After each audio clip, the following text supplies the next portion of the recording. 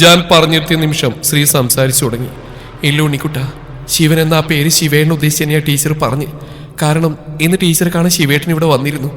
നീലാംബരിയുടെ ടീച്ചറമ്മ ശോഭന ടീച്ചറാണെന്ന് ശിവേട്ടൻ അറിയില്ലായിരുന്നിരിക്കാം. പക്ഷെ ടീച്ചർ ഞങ്ങൾ കണ്ടു. അവരവിടെ നിന്ന് ഓടി രക്ഷപ്പെട്ടു.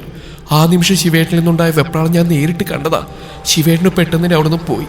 ഇപ്പൊ കൂടി ഇവിടേക്ക് വരും മുമ്പ് ടീച്ചറെ കാണാനാണ് ഞാൻ വരുന്നതെന്ന് അറിയാവുന്ന ഏക വ്യക്തിയും ശിവേട്ടനാ. ആക്സിഡന്റായി റോഡിൽ കിടക്കുമ്പോഴും ഒരു കാറിൽ നിന്ന് ശിവേട്ടൻ ടീച്ചറെ നോക്കുന്നുണ്ടായിരുന്നു എന്ന് ടീച്ചർ ഇപ്പൊ കൂടി എന്നോട് പറഞ്ഞതാ. ശിവേട്ടനും ഞാനും തമ്മിൽ എന്ത് ബന്ധമാണെന്ന് ടീച്ചർക്ക് അറിയില്ല. അറിഞ്ഞിരുന്നെങ്കിൽ അവർ ഒരിക്കലും എന്നോട് ഈ തുറന്നു പറച്ചിൽ നടത്തില്ലായിരുന്നു. ശിവേട്ടൻ ശരിക്കും കിരണിന്റെ വിവാഹം ക്ഷണിക്കാനും അവരെ മാൻഷനിലേക്ക് കൂട്ടിക്കൊണ്ടുപോകാൻ ടീച്ചർ കാണാൻ വന്ന്. പക്ഷേ ടീച്ചർ കരുതിയത് അവർ ഇത്രയും കാലം ശിവേട്ടൻ നിരീക്ഷിച്ചിരുന്നു എന്നാണ്. അതീവ ദുഃഖത്തോടെ ശ്രീ പാർവതി പറയുമ്പോൾ ജാൻ അവർക്ക് നേരെ അലറി. സ്റ്റോപ്പ് ഇറ്റ് മമ്മ. ശിവേട്ടൻ ശിവേട്ടൻ എന്ന് പറഞ്ഞുകൊണ്ട് മമ്മ എന്താ ഈ പറഞ്ഞു വരുന്നത്? ഡാനാണെങ്കിൽ കൊലയാളി എന്നാണോ? ആണോ? പിന്നെ പിന്നെ എന്താണ് ഇതിൽ നിന്നൊക്കെ ഞാൻ മനസ്സിലാക്കേണ്ടത്? അവര് നേരിട്ട് കണ്ടതല്ലേ? ശിവൻ എന്ന പേര് അവർ വിളിച്ചല്ലേ?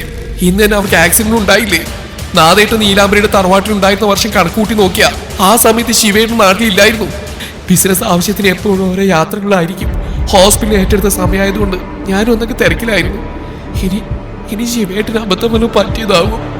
നാദേട്ടിന് കാണാതായപ്പോ അന്നൊക്കെ മാനസികമായിട്ട് തകർന്ന് ശിവേട്ടൻ നടന്നിരുന്ന് പറ്റിപ്പോയ കയ്യബദ്ധം ഓർത്തിട്ടാണോ ഇനി?